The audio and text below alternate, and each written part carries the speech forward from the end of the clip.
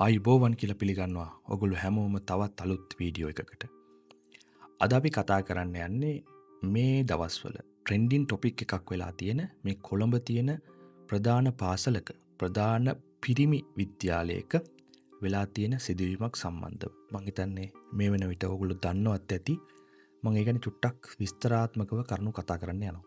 මේ පාසලේ නම මම කියන්නේ නැහැ. මම හිතන්නේ ඔයගොල්ලෝ හැමෝම දන්නවා ඇති. ලංකාවේ තියෙන කොළඹ දිස්ත්‍රික්කයේ තියෙන ප්‍රධාන බෞද්ධ පාසල් අතරින් එකක් තමයි මේ පාසල.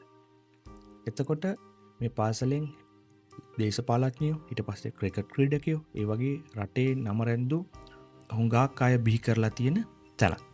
එතකොට ඒ අය ලංකාවේ වගේම ජාත්‍යන්තරේ පවා විශාල තනතුරුවල විශාල පිළිගත් රැකියාවල ඉන්න අය බහුතරයක් ඉන්න බිහි කරපු පාසලක් තමයි මේ පාසල. එතකොට වෙලා තියෙන සිද්ධිය තමයි මේ පාසලේ ඉන්න ප්‍රධාන ශිෂ්‍ය නායකයා. කියන්නේ වර්තමානයේ 2025-2026 වසරේ ඉන්න ප්‍රධාන ශිෂ්‍ය නායකයා විසින් ඒ පාසලේම සේවය කරන තවත් ගුරුවරු 4 දෙනෙක් එක්ක වීඩියෝ කෝල්ස් අරන් තියෙනවා. කියන්නේ වීඩියෝ කෝල්ස් කියන්නේ මේවා නිර්වත් විදිහට නිර්වත් දර්ශන ඇතුළත් වීඩියෝ කෝල්ස් අරගෙන තියෙනවා 4 දෙනාත් එක්කම. ඒ 4 දෙනා මොකද වෙලා තියෙන්නේ ඊට පස්සේ කවුරු හරි ඒ ශිෂ්‍යයාගේම මිතුරෙක් විසින් තමයි මේවා අන්තර්ජාලයට මුදා හැරලා තියෙනවා කියලා කියන්නේ. වෙලා තියෙන්නේ මේවා රෙකෝඩ් කරලා තියෙන්නේ ඒ ශිෂ්‍යයාම තමයි. එතකොට මේ සිදුවීම දිහා හැරලා බලනකොට අපි ස්ටඩි කරලා බලනකොට අපිට තේරෙන දෙයක් තමයි වර්තමානයේ පාසල් පද්ධතිය මොන වගේ තැනකද තියෙන්නේ කියන දේ. මම කියන්නේ දැනට අවුරුදු 10කට 15කට කලින් ගුරුවරයෙක් සහ ශිෂ්‍යයෙක් අතර තිබ්බ මොන වගේ සම්බන්ධතාවයක්ද? ඒක ඊටමත් ගෞරවයක් තියෙන ඊටමත් වටිනා සම්බන්ධතාවයක් තමයි ගුරුවරයෙක් සහ ශිෂ්‍යයෙක් අතර තිබ්බේ.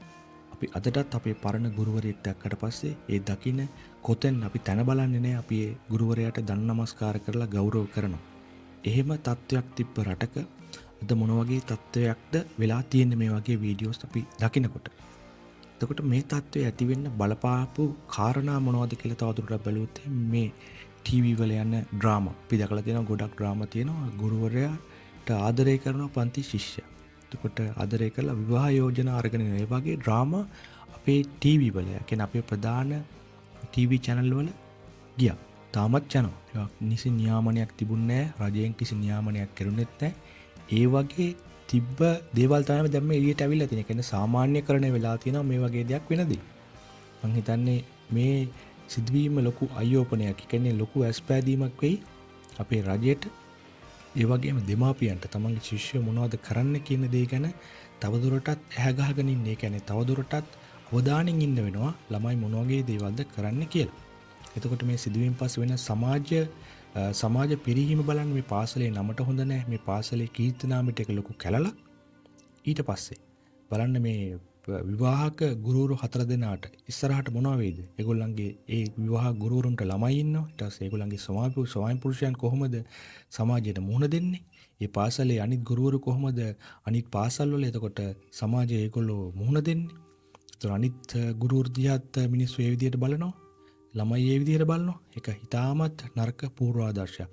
මේ වගේ දේවල් ඉස්සරහට වෙන්නේ නැති වෙන්න රජයක් විසින් මේ ගුරු සංගම් එතකොට මේ විනයක් තියෙන ගුරුවරු විනයක් තියෙන ශිෂ්‍යයන් කටයුතු කරන්න ඕනි කියන දේ අපේ අදහස. එහෙනම් ඔයගොල්ලෝ හැමෝටම ජය වේවා. මේ වගේ වීඩියෝ එකකින් ආයෙත් අපි හමු වෙමු.